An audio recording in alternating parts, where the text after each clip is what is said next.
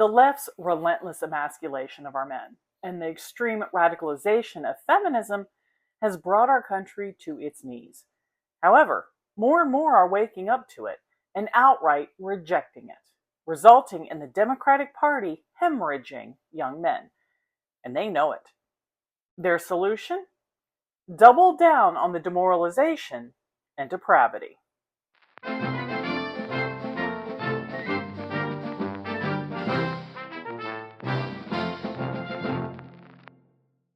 Rosie the Riveter here, dropping more truth bombs to destroy fake news and propaganda. Don't forget to like and subscribe and hit that notification bell to get new videos when they are uploaded. Now, let's get into today's riveting topic. For decades now, the left has fiercely condemned white men, blaming them for not only all of the country's problems, but all of the world's problems. Endless accusations of white supremacy have degraded white men to the point that they just recoil into their parents' basements, disconnecting from society, as activists force fascism and communism in our neighborhoods, in our schools, and in our governments. Likewise, thanks to Lyndon B. Johnson's Great Society programs, young black men have also been systematically excused from their roles as husbands, fathers, and role models, as the government stepped in and told young black women they will provide for all their needs, convincing these women they don't need their men to survive. Feminism wants you to believe that assertive, independent women are the future. Yet history proves it's strong, confident men that are not only important, but crucial to society. Virginia delegate and podcaster Nick Freitas sums it up this way. Was listening to a convicted child predator explain who he targeted. And they're asking him all these questions. And he says, oh, well, more than the child, the thing I would look at is the father. He goes, if the father was around and the father was present, I stayed away. But the father wasn't there. That became a target. You know, at a time when this guy is being honest about what he did, what he looked for a soft target, is the same time where we're telling young men, you're the problem, and you shouldn't be violent, and you shouldn't be capable, and you should be weak, and you should be docile, and you should be subservient.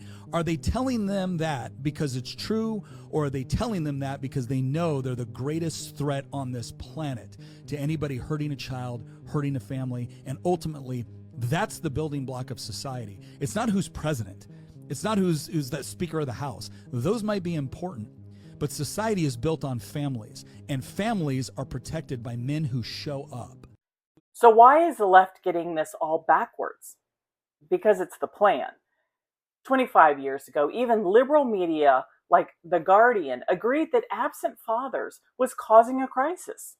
But as Marxism took hold of our academia and the elitists, the left decided it was actually men themselves and the patriarchy that were the problem, with their solution being to redefine masculinity and restructure gender roles. They demonized traditional male behavior as too aggressive and violent, and therefore toxic.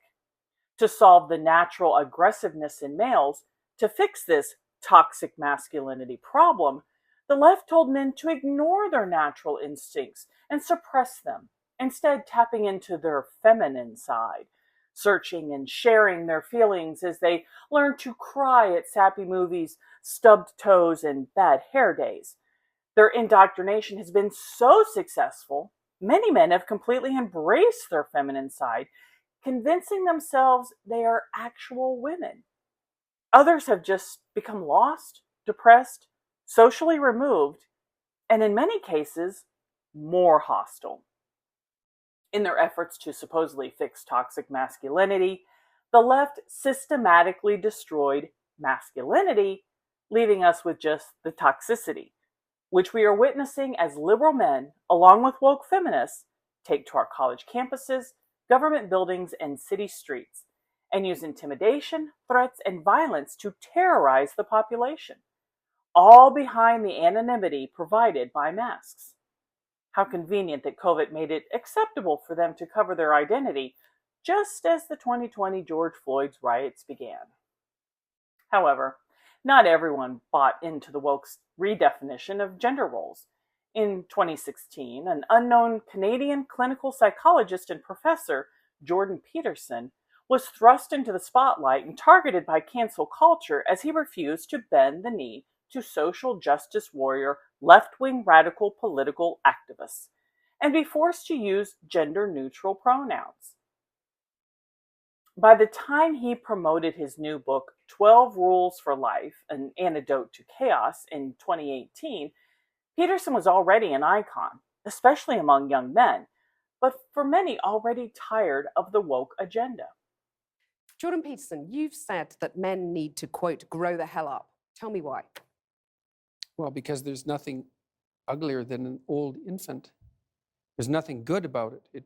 People who don't grow up don't find the sort of meaning in their life that sustains them through difficult times, and they're certain to encounter difficult times. And they're left bitter and resentful and without purpose and adrift and hostile and resentful and vengeful and arrogant and deceitful and of no use to themselves and of no use to anyone else and no partner for a woman, and there's nothing in it that's good. I mean, what do you do about it? You help people understand why it's necessary and important for them to grow up and adopt responsibility. What I've been telling young men is that there's an actual reason why they need to grow up, which is that they have something to offer, that people have within them this capacity to set the world straight, and that's necessary to manifest in the world. And that also doing so is where you find the meaning that sustains you in life. I don't think that young men hear words of encouragement. Some of them never in their entire lives, as far as I can tell. That's what they tell me. And the fact that the words that I've been speaking, the YouTube lectures that I've done and put online, for example, have had such a dramatic impact is an indication that young men are starving for this sort of message, because why in the world would they have to derive it from a lecture on YouTube?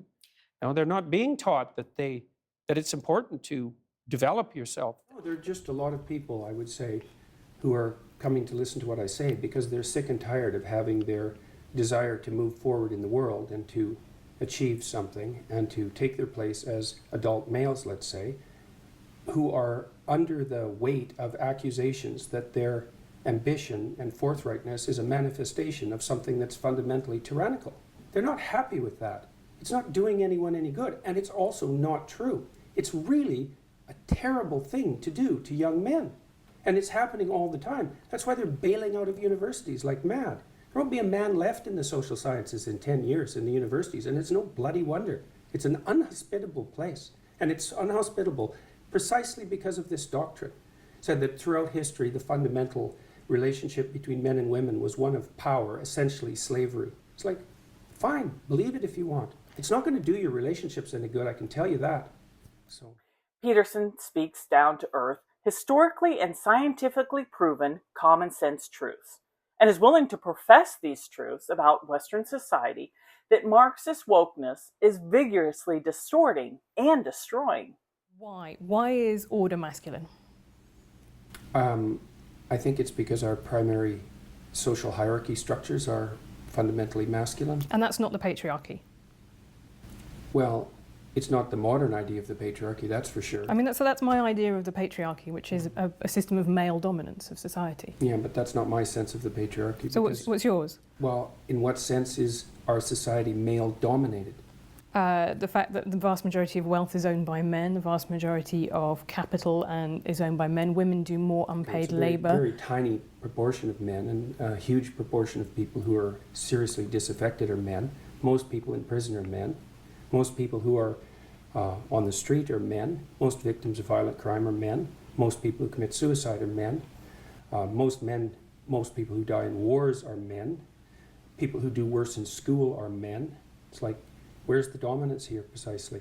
What you're doing is you're taking a tiny substrata of hyper-successful men and using that to represent the entire structure of Western society. There's nothing about that that's vaguely appropriate. This is a trope that people just accept. Western society is a male-dominated patriarchy. It's like, no, it's not. That's not true.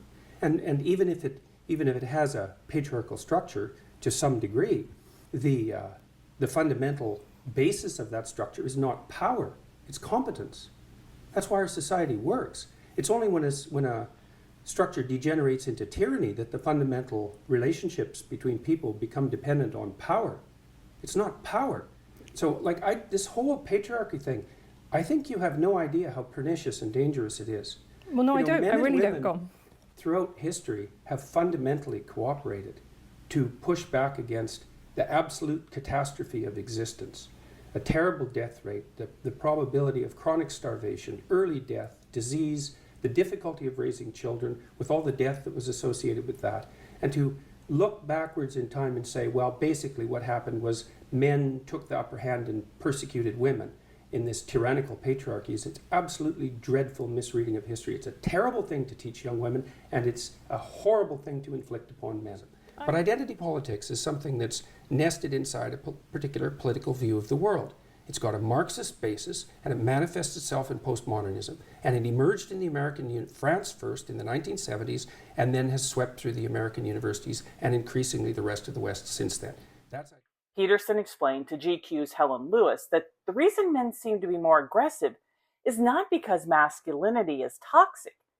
It's because we've stopped teaching them how to control their aggression and restrain themselves. Aggression increases when we do not provide boys ways to harness and regulate their combativeness, learn self-discipline along with purpose. Instead, we're telling them to suppress their natural tendencies, which always backfires. Like if you're, what you want to do with a child who's aggressive is socialize them so that they become sophisticated in their manifestation of their aggression. You don't want to inhibit it. You certainly don't want to socialize little boys to be more like little girls. That's, first of all, you don't know how to do it to begin with, but second of all, it's not an advisable strategy. So, well, I found that really interesting, because in the book you say that actually if you feminize men, that might give them more of a, might have more of an allure towards, these very fascistic ideologies. Oh, there's no doubt about that. That's standard psychoanalytic, that's like psychoanalysis 101. If you repress something, it comes back with a vengeance. Okay, so my husband and daughter are both black belts in Taekwondo. They're taught in class, you train to fight so you don't have to. In their training to become martial arts warriors, they not only learn the skills to be deadly fighters, they also gain the confidence and knowledge to avoid physical contact unless absolutely necessary. It is the same with masculinity. Boys used to learn about their aggression through games and other activities, while their fathers and other male role models taught them how to control, redirect, and productively use or restrain that aggression. It'd be lovely if there was a strong man who could solve all our problems, and those who deserved it got exactly what was coming to them. It's not something that I would recommend as a wish. So, but that doesn't mean you want to be blind to its attraction. You want to see what the dark parts of you are attracted to. It helps you keep an eye on where things can go if they go badly sideways. What is the problem here with people having personalities that are a mixture? There's no problem with that at all. The problem is when it's dictated by fiat. Well, I mean, who's fiat? How about the education system? So in schools, you think, that there is... Well, I can't remember the psychologist's name at the moment, but he was quite influential in the 1980s, who recommended as a control for male violence that boys be socialized more like little girls. And I don't think that that's a particularly unpopular viewpoint. So on the de-emphasis on competition, for example, in games, the increase in the rise of competitive games where scores aren't kept, that sort of thing, is all a manifestation of that kind of theory as far as I'm concerned. The idea that there's something intrinsically wrong with competition. It's a very foolish idea, especially if you want to motivate relatively aggressive boys, because they're competitive. Well, competition, that's not good. Someone has to lose. It's like, well, you're not going to get very far looking at the world that way, I'm afraid. You don't want to control aggression any more than you want to control sex. You want to integrate it. And if it's integrated, that's the integration of the shadow from the Jungian perspective, and something I talk a lot about in my lectures. It's like you need to have the capacity for danger. You need to be dangerous, but you need to learn how to not use it except when it's necessary. And that is not the same as being harmless. Today, we're removing our fathers from the homes, emasculating our male leaders, and told boys to talk it out, share their feelings, and to suppress their God-given natural instinct to not only be aggressive, but to provide for, protect, and defend women and children. But like Peterson said, males having some traditional feminine tendencies is not a problem. The problem is those tendencies and manners being shoved upon us to the point men are believing they are actual women, while masculine traits are demonized, discouraged, and demoralized. Jordan Peterson proclaims young men need to stop behaving like hormonal-driven teenage boys and grow up. It gives them maturity, purpose, and direction. To the left's horror, young men overwhelmingly responded to Peterson's message by fleeing the Democratic Party in droves. YouTube quickly censored many of Peterson's videos under the guise of hate speech, trying to suppress his opinions, advice, and expertise as a clinical psychologist to stop the bleeding. The College of Psychologists in Ontario even demanded Peterson take a re-education class regarding his stance on transgenderism or lose his license. So much for trusting the science and the experts. But it was too late. The truth was being told, and wokeness was beginning to lose its hold. As reported by the Daily Mail, Democrats have been baffled as to why younger male voters are abandoning the party after the demographics swung to the right for Donald Trump in the November election.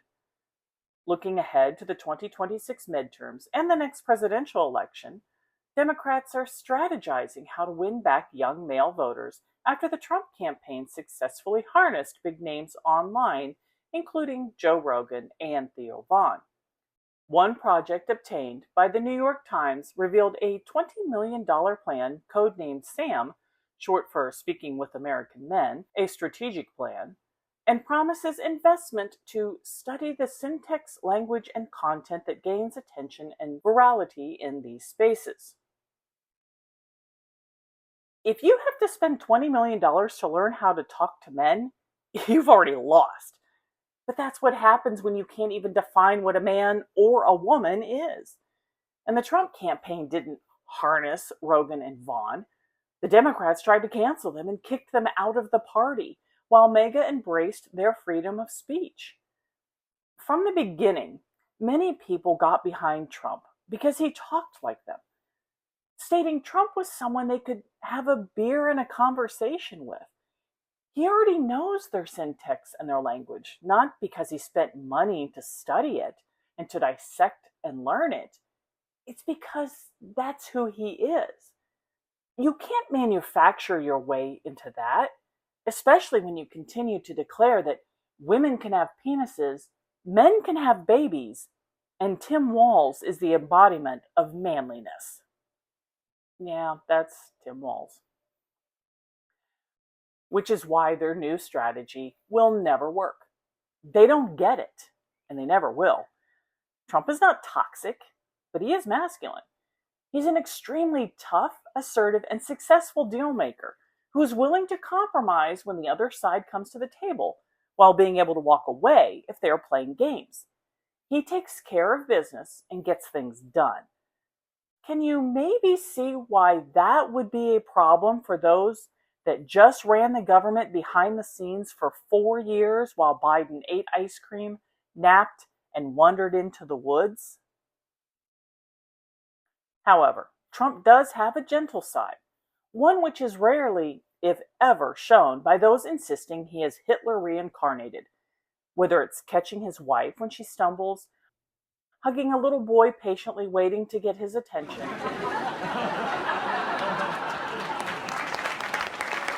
or comforting a mother whose daughter was violently assaulted and murdered by an illegal immigrant. It's true examples of genuine masculinity. Your daughter's looking down proud of you, you know that. Just keep it going. The way the left talks, though, you'd think he creepily sniffs women's hair, makes babies cringe by getting in their faces, and inappropriately touches little girls while the parents stand right there watching. But have no fear. DNC Vice Chair man-child David Hogg already understands the important young male demographic and has a plan. Perfect, but ultimately what we have to do here is figure out how to bring people back in and work towards the bigger goal of advancing the future of this country and helping young people especially get by so that they're able to focus on their lives and, getting with a young woman or something like that instead of how are they going to pay their rent, for example, or how are they working their 2 jobs. Young people should be able to focus on what young people should be focused on, which is how to get laid and how to go and have fun. To put it simply, appeal to young men by fostering a desire to stay immature, irresponsible teenagers for as long as they can, giving in to their primal urges of sex without responsibility, with no game plan for the future, but instead rely on the government to handle it all for them. In short, cultivate toxicity. Remember the Me Too movement, which really surged the emasculation movement forward by empowering women to cry sexual assault for even a kiss, including encounters that were unquestionably consensual at the time, and even years or decades old? We were told every woman should be believed without question, and the man was guilty because men are always guilty, even if the particular individual was proven innocent. Okay, that's not entirely true. There were some men who received the blessing of innocent until proven guilty from the Me Too movement, and were free from mainstream media scrutiny, as some finally admitted you really can't believe all women.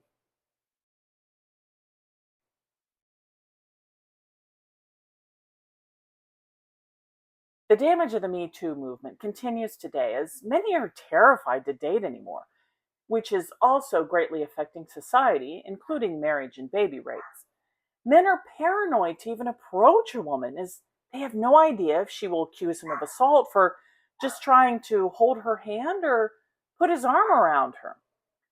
Democrats neutered the male population, with feminists continuing to grow more vile against them, telling them, I can open my own door, I can pull out my own chair, and I don't need a man to take care of me. Yet their DNC leader believes he will win young men back by telling them to up their dating game and just start taking these women to bed and have fun. David Hogg thinks encouraging young men to be as selfish and self-centered as they wish, basically catering to toxic masculinity, is a good thing. It's going to backfire, though, because true masculinity is about selflessness, self-denial, and sacrifice. And more young men have woken up and are craving and embracing that role. While riding the L train in Chicago during my daughter's recent school trip, we encountered several individuals throughout the rides that, let's say, are having some struggles with mental illness and drug addictions. My husband and the other fathers instinctively assumed their roles as protectors and shields as they put themselves between our group's women and children and these individuals, as they yelled and made threatening gestures to the group. Considering the examples of violence and aggressive behavior, especially in our larger cities, this is exactly how we want our men to act. Innocent citizens are subjected to threatening conduct daily on our trains and subways, while the local governments ignore it.